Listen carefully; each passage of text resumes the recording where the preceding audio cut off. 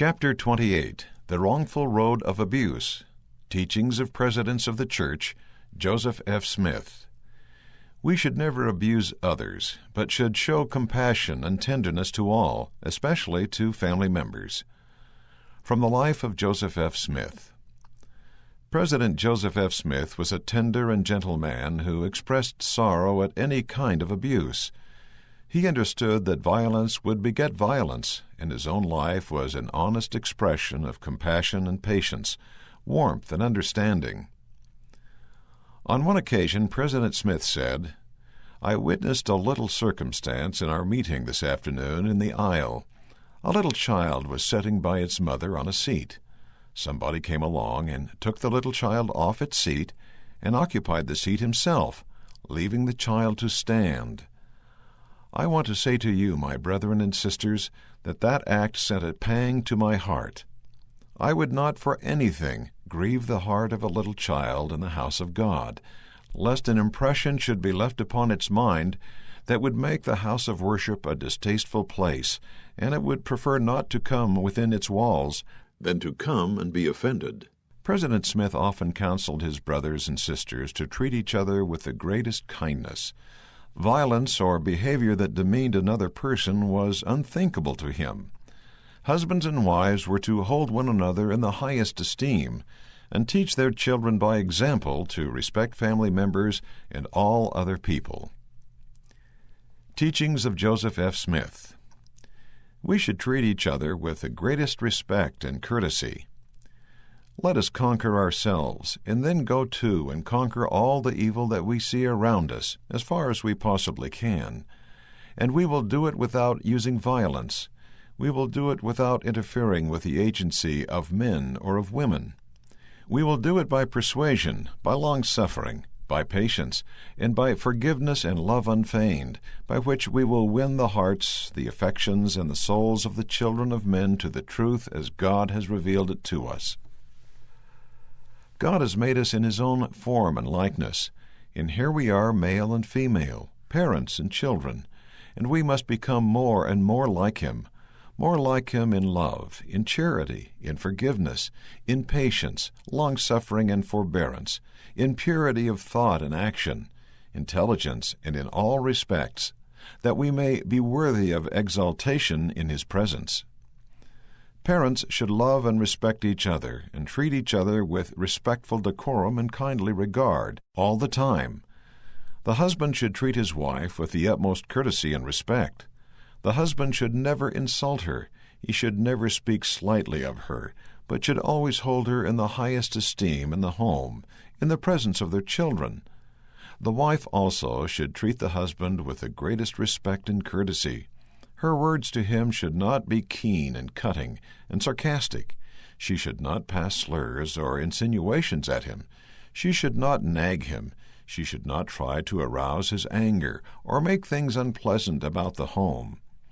The wife should be a joy to her husband, and she should live and conduct herself at home so the home will be the most joyous, the most blessed place on earth to her husband.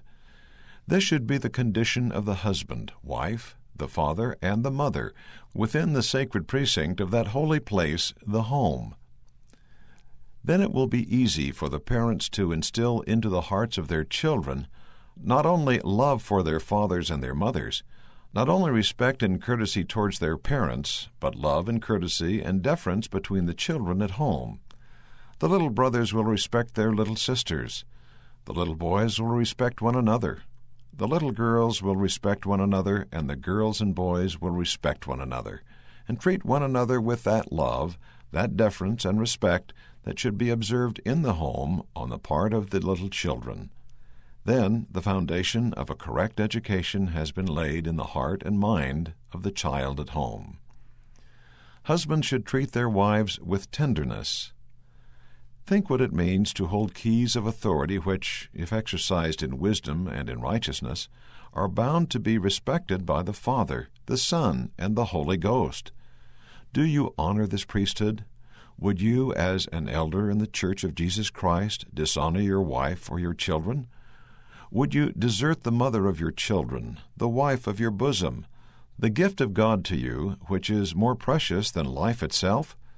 For without the woman the man is not perfect in the Lord, no more than the woman is perfect without the man.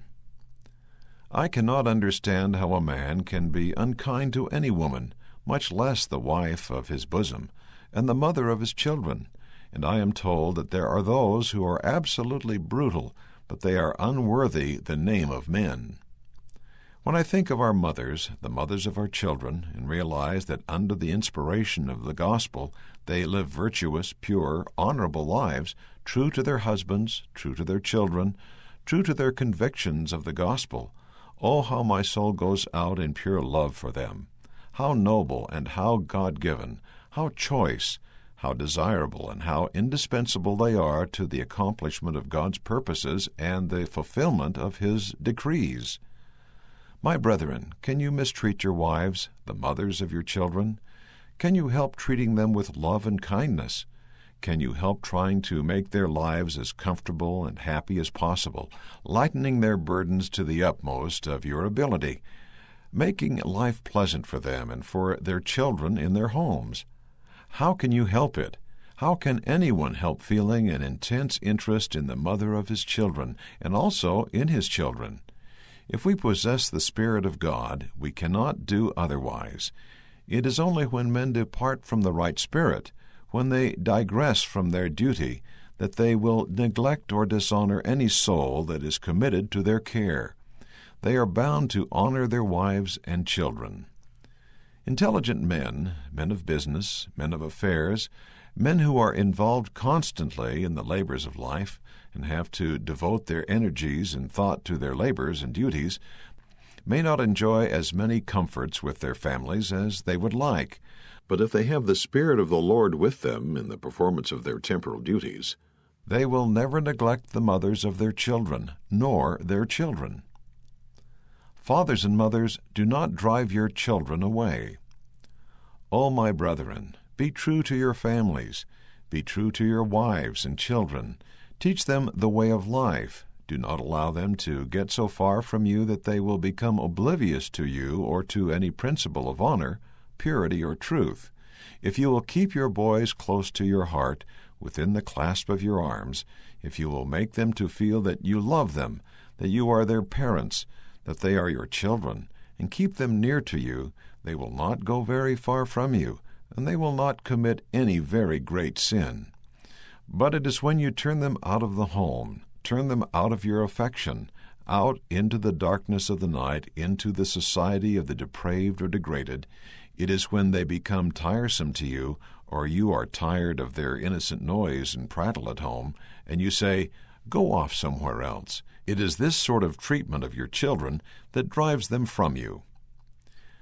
Our children are like we are. We couldn't be driven. We can't be driven now. We are like some other animals that we know of in the world. You can coax them, you can lead them by holding out inducements to them and by speaking kindly to them, but you can't drive them. They won't be driven. We won't be driven. Men are not in the habit of being driven. They are not made that way. You can't force your boys nor your girls into heaven. You may force them to hell by using harsh means in the efforts to make them good, when you yourselves are not as good as you should be. The man that will be angry at his boy and try to correct him while he is in anger is in the greatest fault. He is more to be pitied and more to be condemned than the child who has done wrong. You can only correct your children by love, in kindness, by love unfeigned, by persuasion and reason. Fathers, if you wish your children to be taught in the principles of the gospel, if you wish them to love the truth and understand it, if you wish them to be obedient to and united with you, love them and prove to them that you do love them by your every word or act to them. For your own sake, for the love that should exist between you and your boys, however wayward they might be, or one or the other might be, when you speak or talk to them, do it not in anger, do it not harshly, in a condemning spirit. Speak to them kindly. Get them down and weep with them if necessary, and get them to shed tears with you if possible. Soften their hearts. Get them to feel tenderly toward you. Use no lash and no violence, but approach them with reason, with persuasion and love unfeigned. May the fathers in Israel live as they should live, treat their wives as they should treat them, make their homes as comfortable as they possibly can, lighten the burden upon their companions as much as possible, set a proper example before their children, teach them to meet with them in prayer, morning and night, and whenever they sit down to partake of food, to acknowledge the mercy of God in giving them the food that they eat and the raiment that they wear, and acknowledge the hand of God in all things. Suggestions for study. What does it mean to conquer ourselves? How can we win the hearts of our children and others to the truth? How can husbands and wives treat each other with utmost courtesy and the greatest respect? What are the benefits of doing so? When parents treat each other with respect and courtesy, how does their behavior affect the behavior of their children? What are the best ways in which we can influence others to live righteously? See Doctrine and Covenants, section 121, verses 41 through 44. What are some kinds of abusive behavior that contradict this counsel from the Lord? How do we sometimes drive our children away from us? What might happen to us and our children if we drive them away? Why is the parent who corrects a child in anger at greater fault than the child? What might a parent do when he or she feels anger at children? How did the Savior treat little children? See Matthew chapter 19, verses 13 through 15, and 3 Nephi chapter 17, verses 11 through 24. What was his warning to those who abuse little children? See Matthew chapter 18, verses 1 through 6. How can we keep our children close to us and to the principles of the gospel? What are the blessings that come to those who keep their children close to their heart? End of chapter 28. The Wrongful Road of Abuse. Teachings of Presidents of the Church, Joseph F. Smith.